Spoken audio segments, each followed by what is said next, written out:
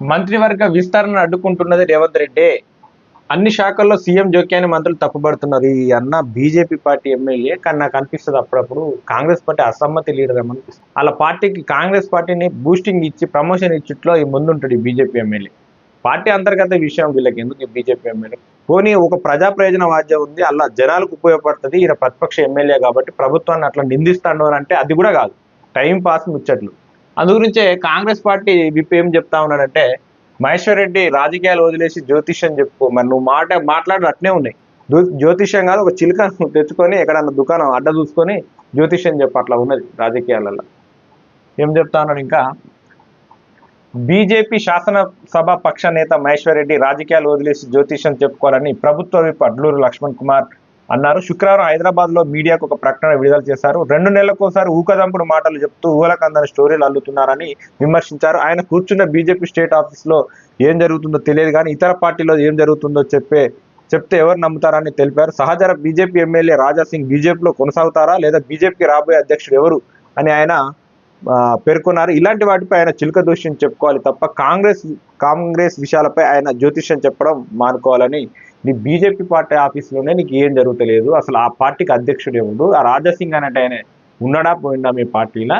మేము ఇంత ఎమ్మెల్యే ఉండి మళ్ళా బీజేపీ పార్టీ శాసనసభ పక్ష నేతవై ఉండి మీ బీజేపీ పార్టీ ఆఫీసులో నీకు ఏం జరుగుతుందో తెలుపుతారు, మా పార్టీ గురించి నీకెందుకని అడుగుతా ఉన్నా.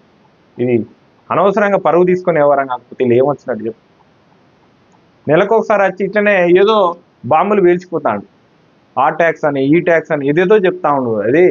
అది దాని ఎందుకంటే సెన్సేషన్ కోసం, సంచలనం కోసం, మీడియా అట్రాక్షన్ కోసం మళ్ళా అని పరువు తీసుకునేటువంటి పరిస్థితి ఉన్నది. ఇప్పుడు ఏమంటాడు అక్కడ వాళ్ళ ప్రభుత్వ విప్పు, ఒక చిలుకాను కొనుక్కో, పోయి జ్యోతిష్యం చెప్పుకో, నీకు అదే కరెక్టు, నీకు రాజకీయాలు పనిచేయవు, ఎందుకు ఈ రాజకీయాలకు వచ్చినావు అన్నట్టు మాట్లాడతాం. అంత దూరం అట్లాంటి అంత పరుగు పోయేటువంటి పరిస్థితి ఎందుకు తెచ్చుకోవాలి, మనం ఎందుకు మాట్లాడాలి? ఇవన్నీ ఏమైనా అక్కడికచ్చడి, ఇవన్నీ ఏం ఒక్క అలిగేషన్ కూడా ఒక ప్రభుత్వాన్ని నిందించినట్టు లేకపోతే ప్రజలకు అన్యాయం జరుగుతున్నట్టుగా లేదు. అన్ని పార్టీ విషయాలే. ఏం చెప్తా ఉన్నాడు, సీనియర్ నేత జానారెడ్డి ఎస్సీ ఎస్టీ ఎమ్మెల్యేలతో లెటర్ రాయించిండట. తర్వాత పార్టీలో ఏదో గందరగోళం జరుగుతుందట. తర్వాత సీఎంకు బట్టికి విభేదాలు ఉన్నాయట. ఎందుకు ఇవన్నీ? వాళ్ళ పార్టీలో 100 ఉంటే నీకే అడ్వాంటేజ్ కదా, వాళ్ళు విభేదాలు ఉంటే దాన్ని మీరు క్యాచ్ చేసుకొని రాజకీయం చేసుకోవాలి, ఆ పార్టీని ఓడగొట్టాలి, మీరు అధికారంలో రావాలి. ఇప్పుడు వాళ్ళని మీరు చక్కదిద్దుతాలా, ఇట్లా ఆ పార్టీ ఇట్లున్నది, మీరు చక్కగా ఉండండి, మీరు అధికారంలో ఉండండి, మీరు ప్రతిపక్షంలోనే ఉంటాము, మేము 8తోటే కూర్చుంటాము అని చెప్తారా? ఇట్లా